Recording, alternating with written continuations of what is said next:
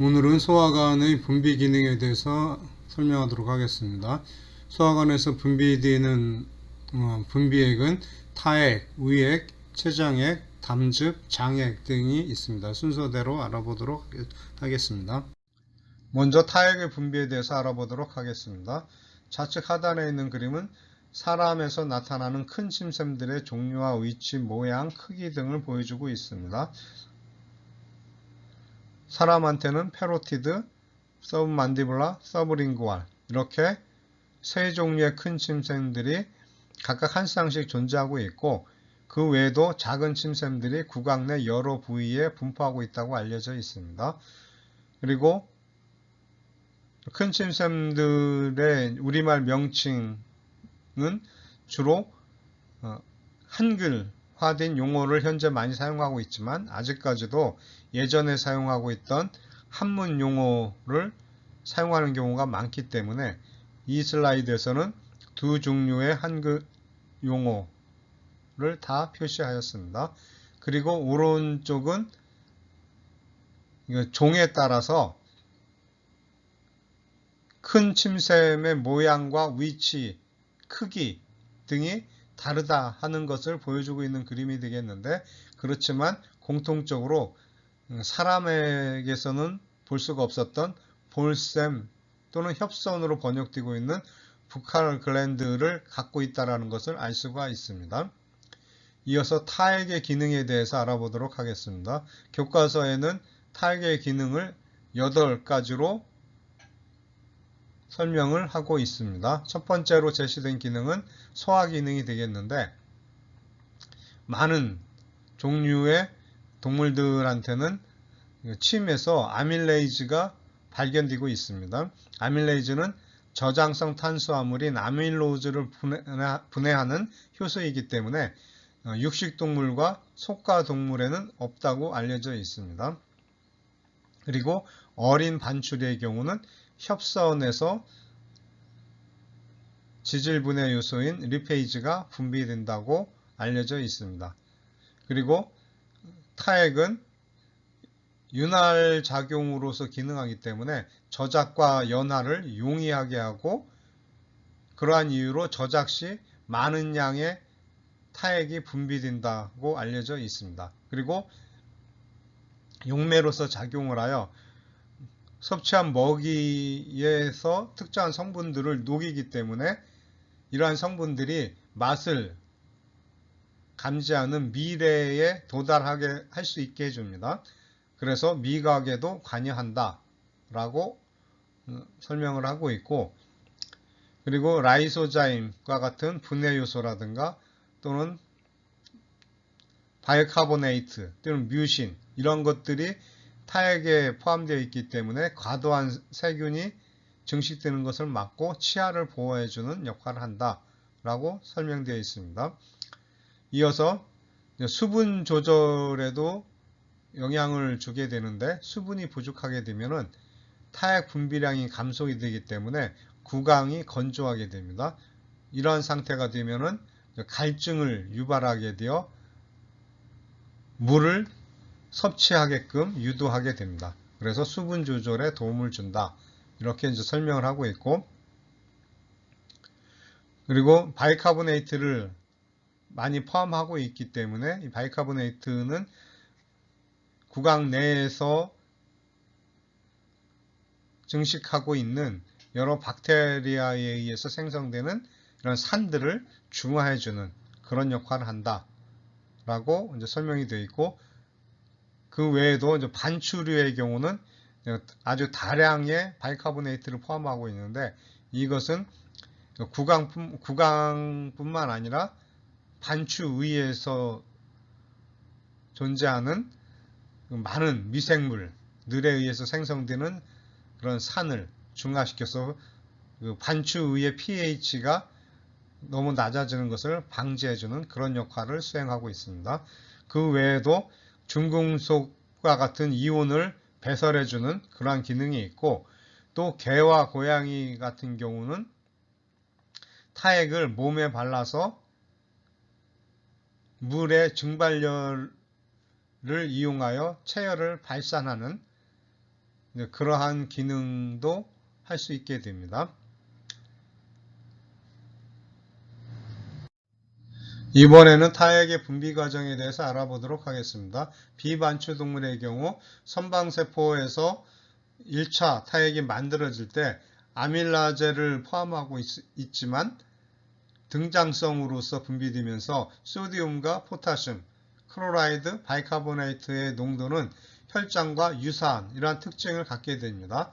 이러한 1차 타액이 도관을 따라 흘러가면서 도관세포와 물질 교환이 일어나게 되고 소디움과 클로라이드가 이때 흡수가 되면서 포타슘과 바이카보네이트는 도관 내강으로 분비가 되어 타액의 이온 조성의 변화가 일어나게 됩니다.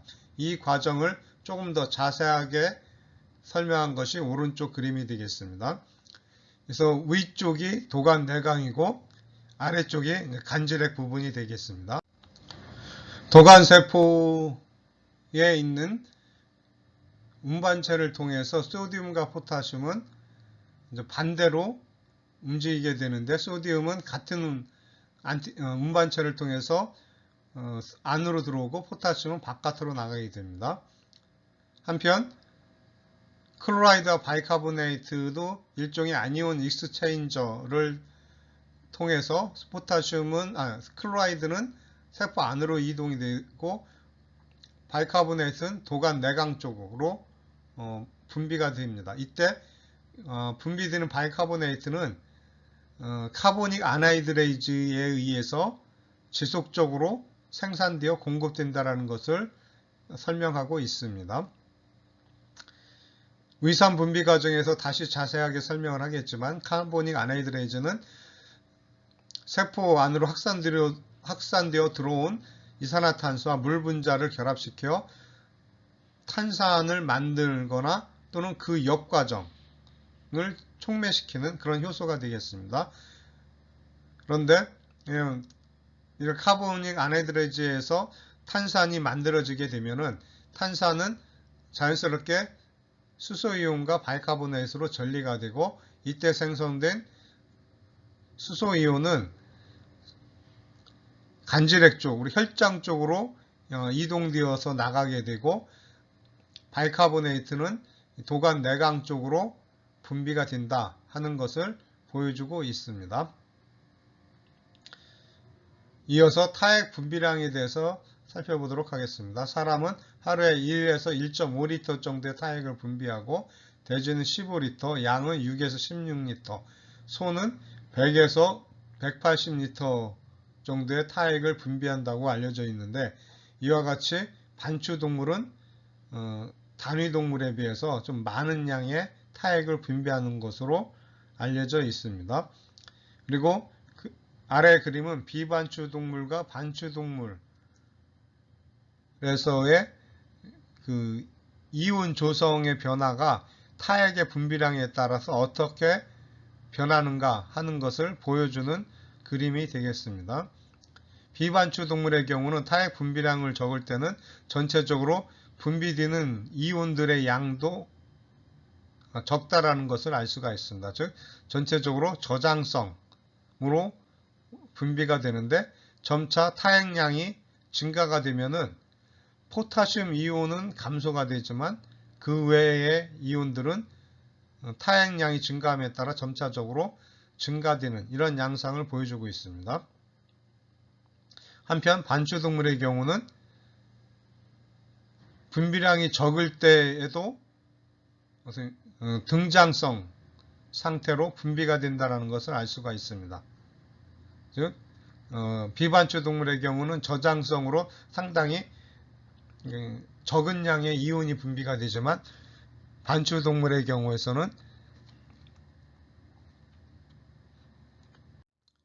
적은 양의 타액이 분비될 때도 다량의 소디움과 바이카보네이트를 포함하고 있다 하는 것을 보여주고 있습니다. 그리고 타액량이 증가됨에 따라서 바이카보네이트는 점차 증가가 되고 반면에 인산은 급격히 감소되는 이런 양상을 보여주고 있습니다. 그리고 소디움은 점차 이제 감소되는 이런 양상을 보여주고 있는데, 클로라이드와 포타슘은 비록 적은 양이긴 하지만 타액량의 분비가 증가될 때 역시 클로라이드와 포타슘 이온도 조금씩 증가되는 이런 양상을 보여주는 것을 확인할 수가 있겠습니다.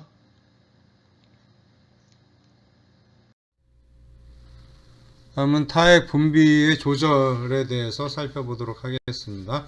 타액 분비는 이제 신경의 지배를 이제 받고 있는데, 여기서 보면은 그림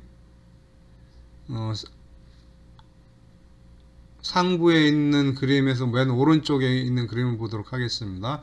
여기에 보면은 신경이 두 개가 지금 제시가 되어 있죠. 아래쪽에 있는 서린신경과 그 다음에 위에 있는 이제 안면신경 중에서도 이제 고색신경이 그려져 있습니다. 그런데 그리고 그 위쪽에 연수에 타액 분비 중추가 그림에 이제 그림에 이제 보여지고 있는데, 여기서 보면은 혀나 구감 정막, 인두, 비강 정막 이런 곳에서의 어떤 그 화학 물질을 감지하는 그러한 센서나 또는 압력을 감지하는 이런 센서들에 의해서 그 신호가 연수에 있는 타액 분비 중추로 이제 신호가 들어가게 됩니다. 그러면은 이곳에서 타액선에 어떤 이제 명령을 전달하게 되는데, 그래서 이제 원심신경을 따라서 이제 명령이 전달이 됩니다. 이때 이제 안면신경, 그 중에서도 이제 고색신경이죠. 안면신경을 따라서 악하선과 설하선의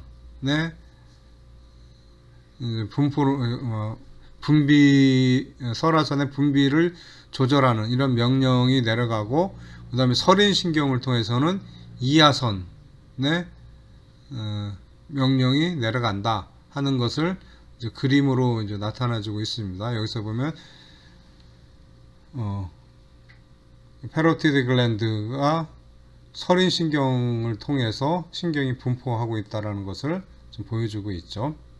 그리고 이 그림에서는 설신경에 대해서는 뭐 명확히 표시가 안 되어 있는데, 어쨌든 설인신경을 통해서 그 정보가 연수에 있는 타액 분비 중추로 들어간다 하는 것을 이 그림에서 이제 잘 보여주고 있습니다.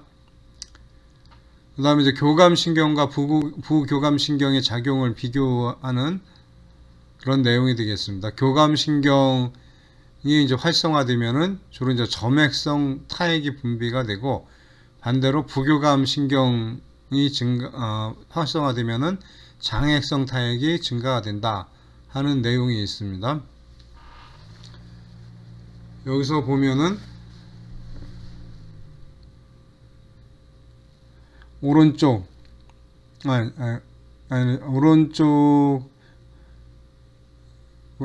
그러면 아래쪽에서 왼쪽에 있는 그림을 먼저 보도록 하겠습니다.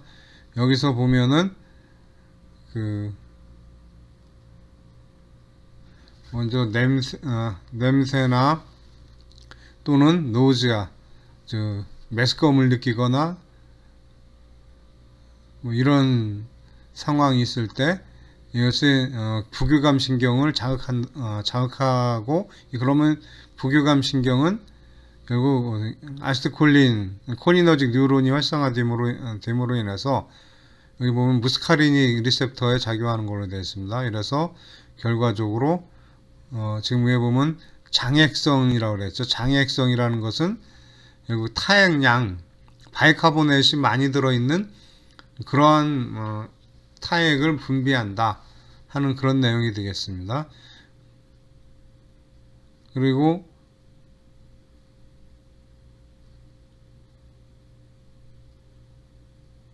교감신경이 활성화되면은 이것은 이제 흉수를 통해서 교감신경이 이제 활성화되면은 이제 T1에서 T3를 통해서 T3에 있는 신경이 흉수신경이 분포하는 것으로 지금 그려져 있습니다.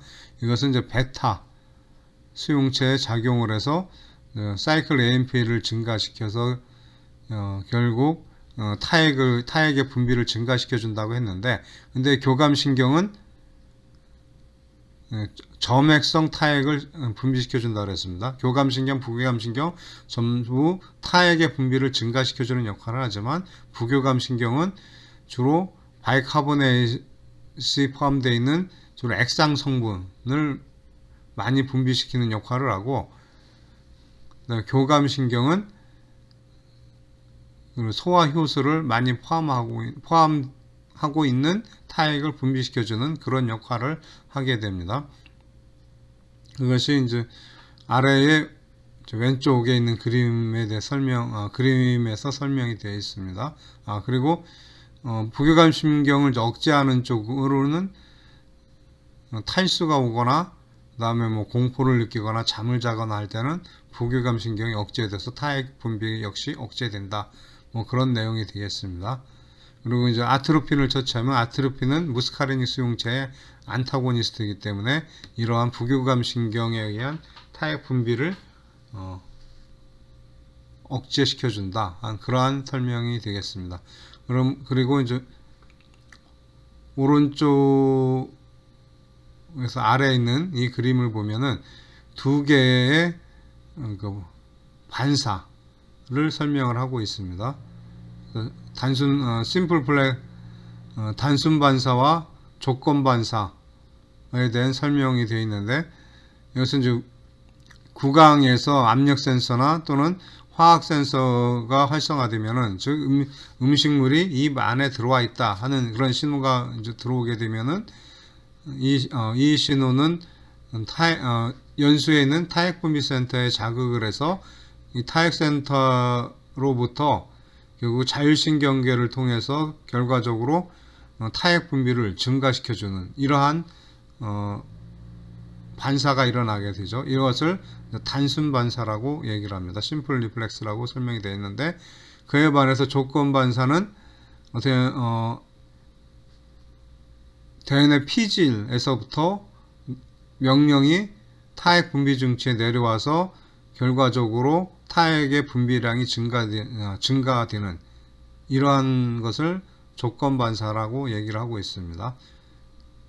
그리고 이제 이런 조건 반사를 유발하는 이러한 요인에는 여러 가지가 있을 수 있겠죠. 그래서 보면은 냄새라든가 뭐 또 파블로의 실험에서처럼 뭐 그 종소리라든가 하여튼 여러 가지 이러한 조건 반사가 이러한 기전을 통해서 이루어진다. 뭐 그런 내용이 되겠습니다. 다음은 위액의 분비에 대해서 알아보도록 하겠습니다.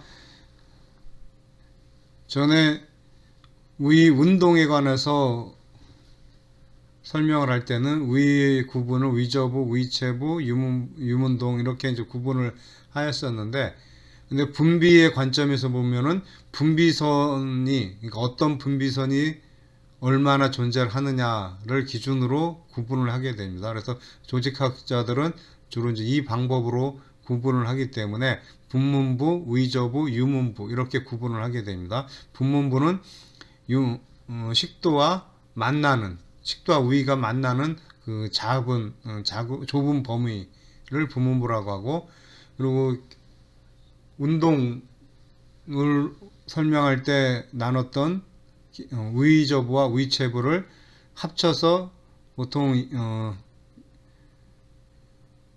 이런 분비선으로 기준으로 할 때는 위저부로 보통 얘기를 하게 됩니다. 그리고 유문부는 그대로 있고요. 유문동이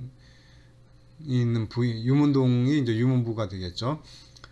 그리고 오른쪽 상단에 있는 그림을 보면은 그 부위에 따라서 점막의 모양이 다르고, 그리고 분포하는 분비선도 다르다 하는 것을 잘 보여주고 있습니다. 그리고 이러한 것을 이제 표로 잘 정리되어 있는 것이 왼쪽 상단에 나와 있습니다. 그래서 분문부를 보면은 분문부는 점액세포와 내분비세포가 존재하고, 점액세포에서는 이제 점액과 중탄산이온, 그 다음에 단백질 분해 요소인 펩신의 비활성형 형태인 펩시노젠이 분비가 된다. 이렇게 설명을 하고 있습니다. 이 부위에 점액과 바이카보네이트를 많이 분비하는 이 점액세포가 주로 분포하는 이유는 위 내용물이 소화 과정 중에서 이쪽 부위 분분부를 접촉하게 되는 경우가 있는데, 이런 현상이 자주 일어나면은 이 부위에 손상이 일어날 수가 있습니다. 그래서 이제 이쪽에 염증이 생기거나 또는 궤양이 생기거나 하는데, 이제 이런 질환을 갖다가 역류성 식도염이라고 합니다. 그래서 식도 쪽을 이제 보호해주는 그런 기능을 담당하고 있다라고 생각을 하면 될 것 같습니다. 그 다음에 위저부에는 많은 종류의 분비선들이 존재를 하고 있는데, 먼저 벽세포를 보도록 하겠습니다. 벽세포에서는 염산 또는 이제 위산이라고도 하죠. 그래서 염산이 분비가 되는 세포이면서 우리말로는 내재인자라고 번역을 하는 인트린식 팩터가 이곳에서 분비가 됩니다. 인트린식 팩터는 비타민 B12를 흡수하는 데 있어서 중요한 역할을 하게 됩니다. 그리고 비타민 B12가 부족하게 되면은 빈혈이 일어나기 때문에, 만약에 그 위암이라든가 어떤 이유에 의해서 위저부를 절제하게 될 경우, 그러면 내재인자의 분비도 줄어들기 때문에 빈혈이 생길 수가 있습니다. 이 부분은 나중에 다시 또 한번 또 나오게 됩니다. 그 다음에 이제 주세포라는 분비세포에서는 주로 펩신의 비활성형인 펩시노젠이 분비가 된다. 이렇게 알고 있어야 되겠습니다. 그 다음에 점액 경부세포가 있는데, 이제 점액을 분비하는 세포가 오른쪽 하단에 보면은 두 군데가 표시가 되어 있죠. 점액 경부세포가 있고 표제 점액세포가 있습니다. 그래서 여기 보면은 이 위치에 따라 이렇게 나눠지는데, 이때 다른 특징을 갖고 있다 하는 것을 설명하고 있습니다. 그래서 표제 점액세포의 경우는 주로 불용성 점액을 분비하게 되고, 그 다음에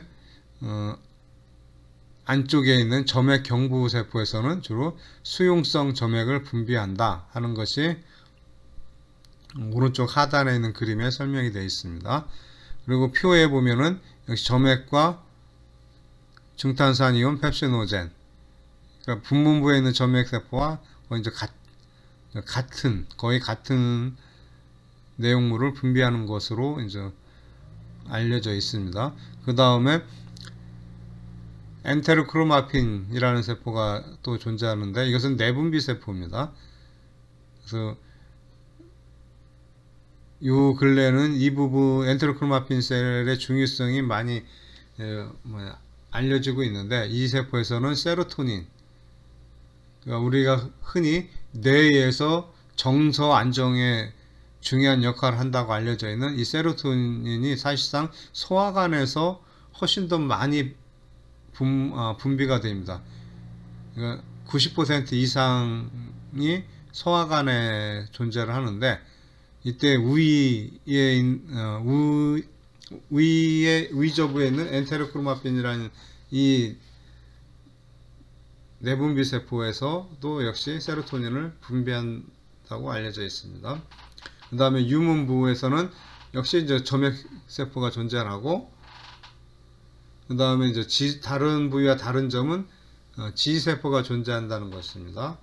엔테로크로마핀도 이제 여기에도 이제 존재를 하지만, 여기서 가장 특징적인 것은 G세포가 유무부에 존재를 한다 하는 것이 되겠습니다. 그럼 G세포는 어떤 물질을 분비하느냐? 가스트린이라고 하는 이러한 물질을 분비하게 되는데, 가스트린은 위장관 호르몬 중에 하나가 되겠습니다. 즉 G세포도 역시 내분비세포가 되겠습니다. 그리고 밑에 이제 내분비세포에 대한 설명이 나와 있는데, 여기서 9종류 이상이 존재한다고 알려져 있는데, 그 중에서 이제 분비되는 물질은 몇 가지가 이제 알려져 있다 이렇게 되어 있습니다. 물론 앞에 설명한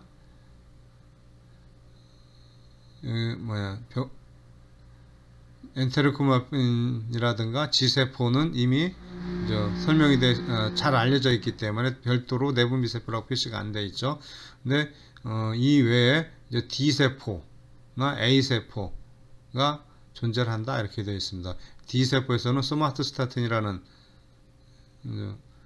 이러한 펩타이드성 호르몬을 분비하게 됩니다. 소화관 펩타이드라고도 보통 부르게 됩니다. 그리고 A세포에서는 겉글루카곤이라고 이제 표시가 되어 있는데, 이 소화관에서도 글루카곤이 이제 일정 정도 분비가 됩니다. 바로 이 A세포에서 위에 존재하는 그런 내분비세포에서 글루카곤이 분비되기도 한다 하는 것을 이제 설명을 하고 있습니다. 그 다음에 위에서 이제 가장 많이 알려져 있는 것은 이제 위산이 되겠죠. 위산의 pH를 보면은 위산을 분비하는, 즉 벽세포에서 막 분비될 때는 0.78 정도 된다고 알려져 있습니다. 0.78이면 아주 강산이죠. 그러면 하이드로젠 이온의 농도를 보면은 이것은 165ml 이퀴밸런트에 해당하는 그런 농도를 갖게 되는 것입니다. 그런데 공복 시에는 그러니까 1에서 2 정도 된다 이렇게 되어 있습니다. pH가. 그리고 식후에는 음식물하고 위액하고 이제 섞이니까 위산의 pH가, 그러니까 위산의 농도가 좀 희석이 되겠죠. 그럼으로 인해서 pH는 좀 올라가게 됩니다. 그래서 3에서 pH가 3에서 4 정도 된다 이렇게 이제 알려져 있습니다. pH가 4라고 하면은 10-4승물이니까 어떻게 0.1ml 이퀴밸런트로 존재한다는 얘기가 되겠죠. 그래서 공복 시에는 100ml 이퀴밸런트까지 높아질 수 있지만 식후에는 0.1ml 이퀴밸런트 정도까지 희석이 된다 하는 것을 이제 설명을 이제 했습니다. 위산의 분비 기전에 대해서 알아보도록 하겠습니다. 이 슬라이드에 나와 있는 세포는 이제 벽세포가 되겠습니다. 벽세포에서 솔변형 브러쉬 모양으로 되어 있는 부분이 내강 쪽이 되겠고, 그 반대쪽이 이제 혈장 쪽이 되겠습니다. 이 세포에서 가장 큰 특징은 세포 안에 탄산 무수화 효소 또는 탄산 탈수 효소로 번역하고 있는 카보닉 안하이드레즈라고 하는 엔자임이 있다는 것입니다. 이 효소에 의해서 물 분자와 이산화탄소 분자가 결합을 해서 탄산이 만들어지게 됩니다. 이렇게 만들어진 탄산은 자연스럽게 전리가 되어서 수소이온과 중탄산이온으로 나눠지게 됩니다. 그러면은 수소이온은 하이드로젠 포타슘 펌프에 의해서 위 내강 쪽으로 내보내지고, 또 위 내강에 있던 포타슘이 반대로 세포 안에 들어오게 됩니다. 한편 바이카보네이트도 이 세포 안에서 바깥으로 나가게 되는데, 수소이온과는 반대로 혈장 쪽으로 능동 이동하게 됩니다. 이때는 중탄산 이온 클로라이드 안티포터에 의해서 중탄산 이온을 혈장 쪽으로 내보내는 반면에 클로라이드 이온이 세포 안으로 들어오게 됩니다. 이렇게 들어온 세포 안으로 들어온 클로라이드 이온은 솔변연에 있는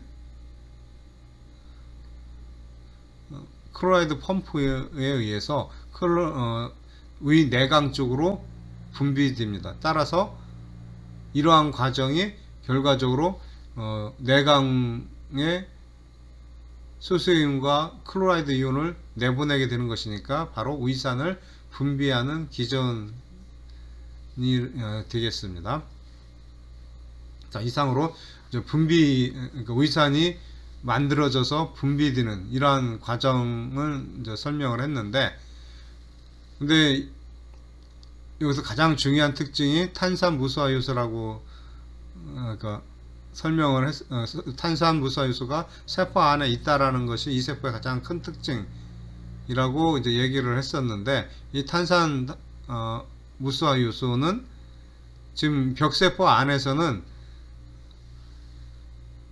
물 분자 이산화탄소 분자를 합쳐서 탄산을 생성하는 이러한 반응을 촉매하지만, 사실 이 효소는 상황에 따라서 반대로 탄산을 물 분자와 이산화탄소로 분리하는 이 반응을 촉진하기도 합니다. 그런데 이 벽세포에서는 지속적으로 탄산을 만드는 방향으로 촉진을 하게 되는데, 그 이유는 생성물인 수소이온과 중탄산 이온이 계속적으로 세포 바깥으로 나가기 때문에 농도가 낮아지겠죠. 그 반면에 혈장으로부터 이산화탄소는 지속적으로 세포 안으로 확산되어서 들어오게 되니까 이산화탄소 분자는 지속적으로 높은 상태가 유지가 됩니다. 그래서 그러니까 이 탄산이 만들어지는 쪽 방향으로 계속적으로 반응이 이제 일어나게 되는 것입니다. 그리고 이 그림에서도 나와 있듯이 수소이온과 클로라이드 이온은 능동이동으로 약 100만 배의 농도 경사에 역행해서 위 내강으로 분비됩니다. 그리고 그림에서 보면은 수소이온과 중탄산 이온이 반드시 1대1로 생성된다는 것을 알 수 있습니다. 그런데 식사 후에는 위산이 내강으로 많이 분비가 되겠죠. 그렇기 때문에 바이카보네이트도 같이 많이 생성이 되는데, 이 바이카보네이트, 그러니까 중탄산 이온은 혈장으로 이동이 됩니다. 따라서 식사 후에는 그러니까 그러니까 혈장 쪽에, 혈액 쪽에서 봤을 때는 대량의 중탄산 이온이 혈액으로 이동이 되는 이런 현상이 일어나게 됩니다. 그래서 이런 현상을 갖다가 포스트프란디알 알칼라인 타이드라고 합니다. 우리말로 번역한다면은 식후의 알칼리성의 조류, 그러니까 식후 알칼리성 조류라고 이제 번역을 할 수 있을 것 같습니다. 이런 현상이 이제 그러니까 식후에 위산이 많이 분비가 되면은 이러한 현상이 나타난다 하는 것을 이제 알 수가 있습니다. 그리고 카보닉 아나히드레즈를 억제하는 그런 약물을 투여할 경우는 위산 분비가 억제된다 하는 것을 이제 생각할 수가 있고, 그 다음에 수소이온이나 클로라이드 이온이나 전부 다 에너지를 사용해서 이동을 하게 되겠죠. 그렇기 때문에 산소를 억제하거나 또는 대사 억제 물질, ATP 생성을 하는 것을 억제하는 그런 약물을 투여할 경우 역시 위산 분비도 억제가 될 것입니다. 그리고 또 한 가지, 클로라이드 이온, 이 음이온인데 다른 부위에서는 수동 이동으로 전기적 중성을 맞추기 위해서 소디움 이온의 농도가 세포 밖에 많아지면은 그 이온의 이제 중성을 만들기 위해서 클로라이드가 이제 수동으로 이동되는 그런 현상이 이제 많이 일어나게 됩니다. 그렇지만 이 벽세포에서 클로라이드는 능동 이동으로 움직인다 하는 것은 꼭 알고 있어야 되겠습니다. 그 다음에 나와 있는 그림은 벽세포에서 위산을 분비하는 데 있어서 어떠한 영향을 받는가, 무엇에 영향을 받는가 하는 것을 이제 설명하고 있는 그림이 되겠습니다. 여기서 보면은 이제 아고니스트가 이제 세 가지가 나와 있죠. 아세틸콜린이라는 것은 결국 부교감 신경의 지배를 받는다는 얘기가 되겠죠.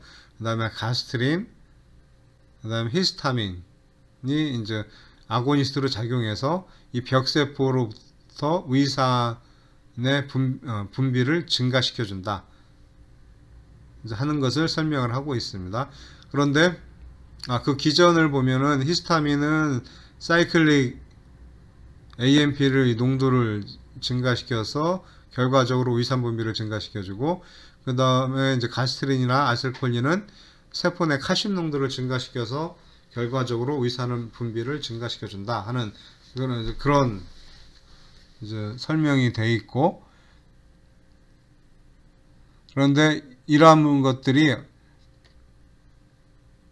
과연 어떤 과정을 거쳐서, 그러니까 어떻게 세포 안으로 신호를 전달하느냐 하는 것은 세포 벽에 있는 수용체와 결합하기 때문에 그 위산 분비의 증가를 시켜주는 신호를 발생시키는 것이 되겠죠. 그래서 보면 여기 아래쪽에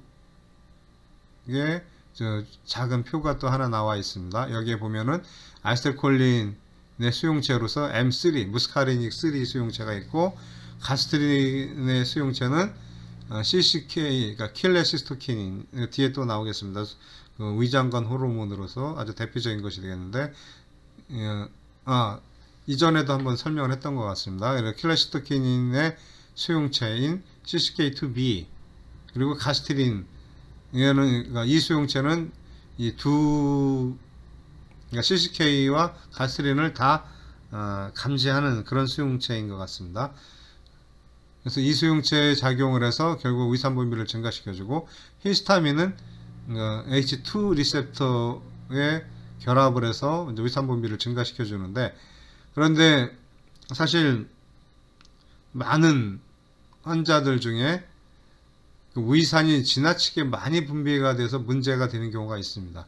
이런 환자들은 보통 이제 위산 과다 이렇게 얘기를 하는데, 이런 위산 과다를 처방해 주기 위해서는 이런 아고니스트에 대한 안타고니스트로 많이 처방을 하게 됩니다. 그래서 아트로핀을 처방하면은, 아트로핀은 무스카닉 수용체의 안타고니스트가 되겠죠.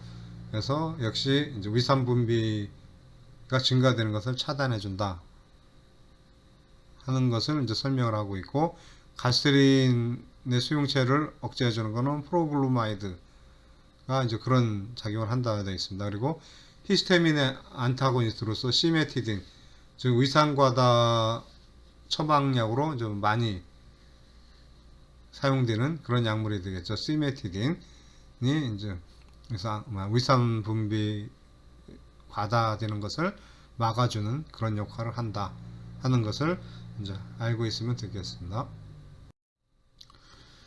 위액의 기능을 보면은 가장 중요한 기능이 위산을 분비해서 음식물에 같이 들어올 수 있는 여러 가지 세균들을 제거해주는 그런 살균 작용이 이제 가장 큰 특징이라고 할 수 있겠습니다. 그리고 음식물에 들어있는 단백질을 분해하는 효소인 펩신을 분비해서 결과적으로 이제 소화를 증가시켜주는 그런 역할을 한다고 볼 수가 있습니다. 그 외의 기능으로서는 이제 삼가철을 이가철로 전환시켜서 철의 흡수를 도와주는, 좀 더 쉽게 해주는 그런 역할도 하고 있고, 그 다음에 내재인자를 분비함으로 인해서 그 비타민 B12 흡수에 관여를 한다. 이렇게 이제 기능을 이제 설명을 할 수가 있는데, 이 중에서 주된 기능인 위산에 의한 살균작용과 펩신에 의한 소화작용은 음식물에만 영향을 미치는 것이 아니라 위벽 자체에도 영향을 미치게 됩니다.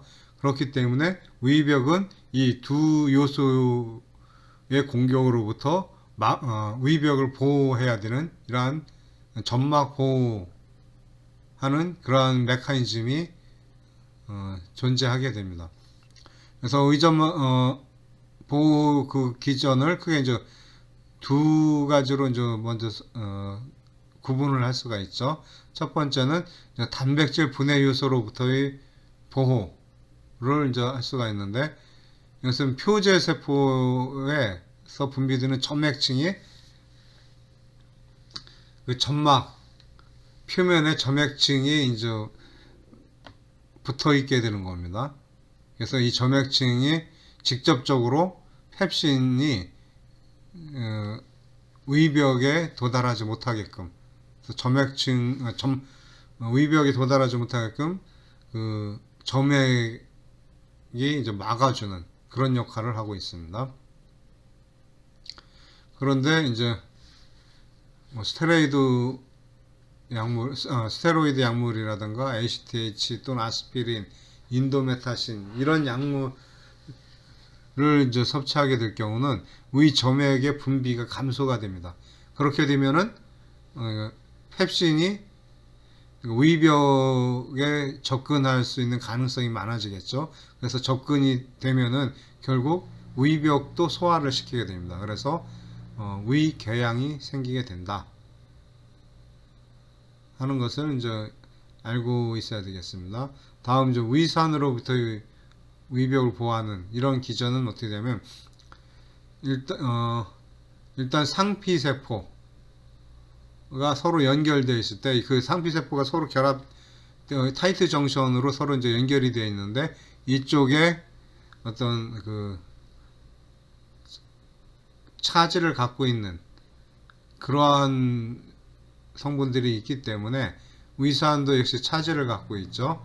그러니까 수소 이온이 이제 공격을 해야 되는데, 주로 이쪽에 연접부에 있는 그 차지로 인해서 수소 이온이 그쪽 가까이 오는 것을 밀어내는 그런 역할을 한다 하는 것이 있고, 그 다음에 이 오른쪽에 나와 있는 그림처럼 점액에 의해서 보호해주는 이제 그러한 방법이 있습니다. 이게 어떻게 보면 이제 가장 중요한 그런 기전이라고 볼 수 있는데, 점액이 세포 벽을 둘러싸고 있음으로 인해서 수소이온이 다이렉트로 위벽에 도달하지 못하게 됩니다. 반면에 또 그러니까 점액에는 그 표제 세포로부터 중탄산 이온이 많이 분비가 되어 있죠. 그래서 점액층을 보면은 중탄산 이온이 그 위벽에 가까울수록 바로 그곳에서 이제 중탄산 이온이 분비가 됐으니까 위벽에 가까운 부분일수록 중탄산 이온의 농도가 높아지게 됩니다. 반면에 수소 이온은 그 점액층 바깥, 점액층하고 만나는 부분에서 수소이온 농도가 가장 높겠죠. 그런데 이 수소 이온이 점액층 안으로 확산되어서 들어가게 되면 어떻게 돼요? 그 점액층에 있는 중탄산 이온과 결합을 해서 결국 중화가 일어나게 됩니다. 그럼 중화가 되면은 수소 이온이 점점 줄어들겠죠. 그래서 안으로 들어가면 들어갈수록 점점 더 많은 수소 이온이 중탄산 이온과 결합을 해서 없어지게 되니까 결과적으로 안으로 들어가면서 급격히 수소이온 농도가 낮아지게 됩니다. 그래서 상피세포층에 도달할 때는 거의 수소이온 농도는 이제 거의 존재하지 않는, 거의 무시할 정도의 수준이 되는 것이 되겠습니다. 그 다음에 반대로 이제 상피에 있는 쪽에서는 중탄산 이온이 분비세포로부터 분비되어서 나오니까 제일 농도가 높아지겠죠. 그렇지만 점점 밖으로 나오면은 여기 수소이온과 결합돼서 점점 사라지기 때문에 결국 그 내강으로 들어가게 되면은 중탄산 이온의 농도는 거의 이제 없어지는 수준이 된다 하는 것이 이제 이 그림이 이제 설명하는 내용이 되겠습니다. 그 다음에 위의 분비는 이제 세 단계로 단계가 있습니다. 그래서 이제 맨 처음 이제 뇌상, 그 다음에 위상, 장상, 이렇게 이제 세 단계에 의해서 위액이 분비가 되는데, 바로 이제 뇌상은 이제 우리가 이제 음식물을 봤을 때 또는 냄새를 느꼈을 때, 그 다음에 이제 곧 식사 시간이 된다 뭐 이런 생각을 할 때, 이거 대뇌 피질이죠. 그리고 이 슬라이드의 왼쪽 상단에 있는 그림은 여러분이 다 알고 있는 파블로 실험이었었죠. 조건 반사로서 매번 식사를 할 때마다 종을 울려주면은 나중에 종만 울려줘도 밥 먹을 땐가 보다 하고 위액이 분비가 되는 이런 단계를 갖다가 뇌상이라고 합니다. 뇌에 의해서 즉 생각만으로도 위액이 분비되는 이런 단계를 뇌상이라고 하고, 그 다음에 실제로 음식물이 위 안으로 들어오게 되면은 그래서 그것을 감지해서 분비되는 것을 갖다가 위상, 그 다음에 이제 위에서 어느 정도 소화가 된 내용물이, 그러니까 영양물질이 12장 안으로 들어가면은 12장에서 또 그것을 감지하는 영양물질을 감지하는 세포들이 있죠. 이 세포들이 감지해서 또 이제 위액의 분비를 증가하라는 신호를 보내게 됩니다. 그래서 이 부분을 갖다가 장상이라고 이제 얘기를 합니다.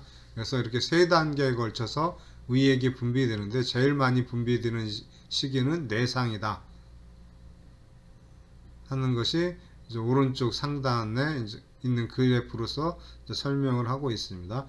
그리고 밑에 이제 위액의 분비 조절 이제 설명을 했고, 각각 그 매개하는 역할을 하는 요소는 뇌상의 경우는 이제 미주신경에 의해서 영향을 받는 것이고, 위상은 가스트린에 의해서 그러니까 분비가 증가된다 하는 것이 되겠습니다.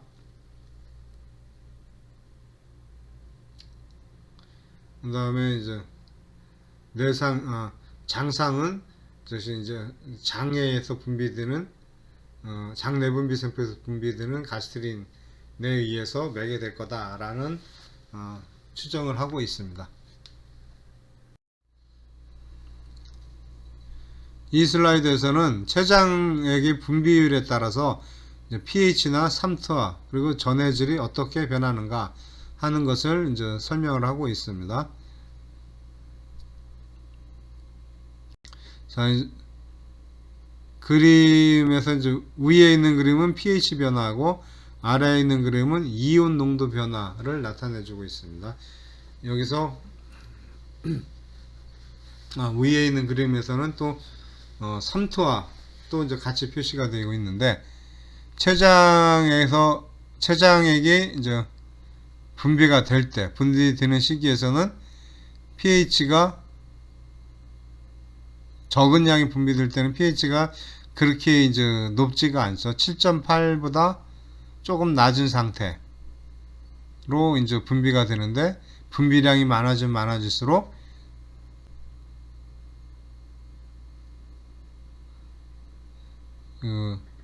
pH가 상당히 높아진다 하는 것을 이제 알 수가 있습니다. 근데 이제 계속적으로 높아지는 것은 아니고 일정 정도 높아지면은 이제 그 상태로 포화가 되는 거죠. 그래서 pH가 이제 분비액의 pH는 일정하게 유지가 되는데 대략 8.2 정도에서 유지가 되는 것으로 그래프에 나와 있습니다. 그 반면에 삼투물질 농도는 변함이 없는 것으로 나와 있습니다. 체액의 삼투물질 농도가 대략 300 밀리오스몰로 300 밀리오스몰인데, 이 췌장액도 분비량과 상관없이 항상 삼투물질 농도는 일정하게 300 밀리오스몰로 유지가 되고 있다 하는 것을 보여주고 있습니다. 그리고 그 밑에 있는 이온 농도의 이온 조성의 변화를 보면은 소디움 이온은 별 변화가 없네요. 그에 반해서 중탄산 이온은 췌장액의 양이 많이 분비가 되면은 급격히 증가되는 이런 양상을 보여주고 있습니다.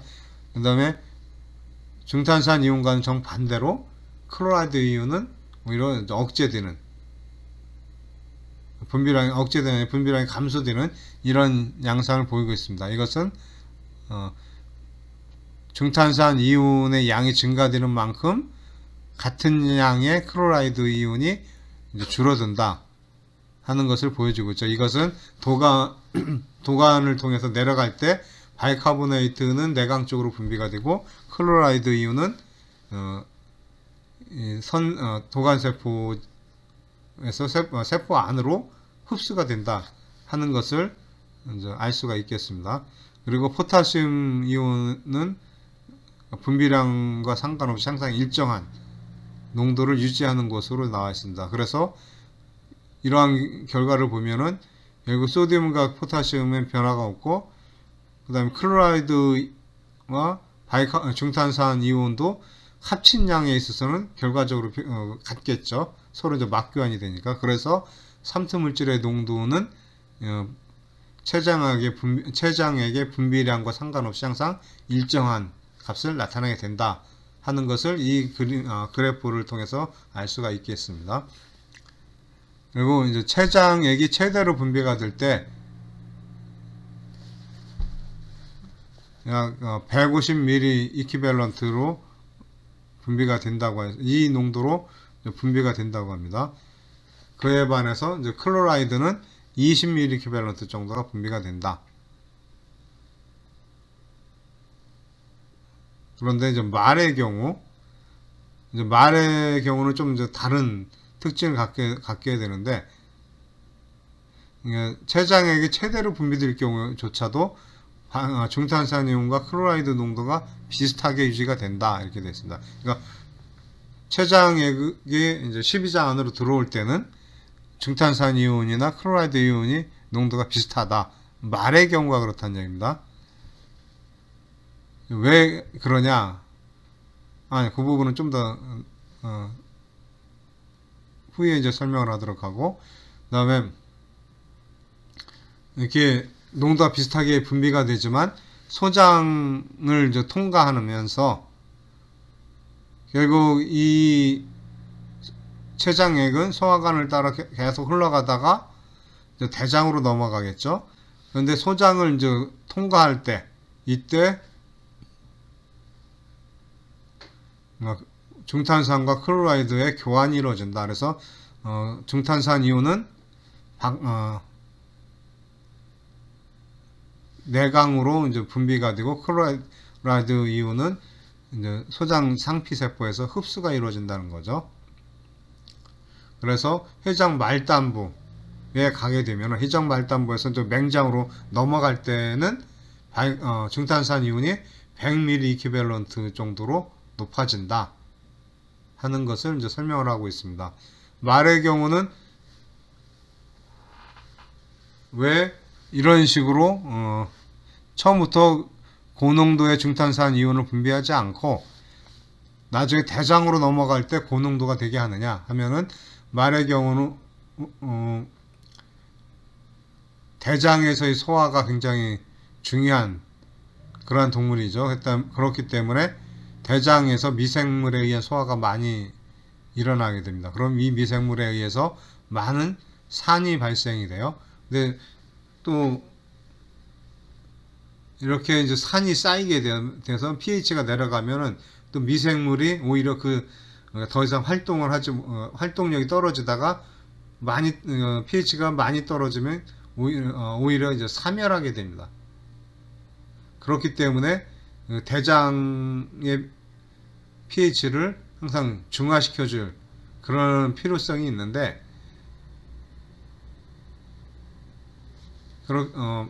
그래서 이제 대장으로 넘어갈 때 그때 고농도가 되게끔, 고농도의 중탄산 이온이 되게끔 이러한 기전이 존재한다 라고 이제 생각을 하면 되겠습니다.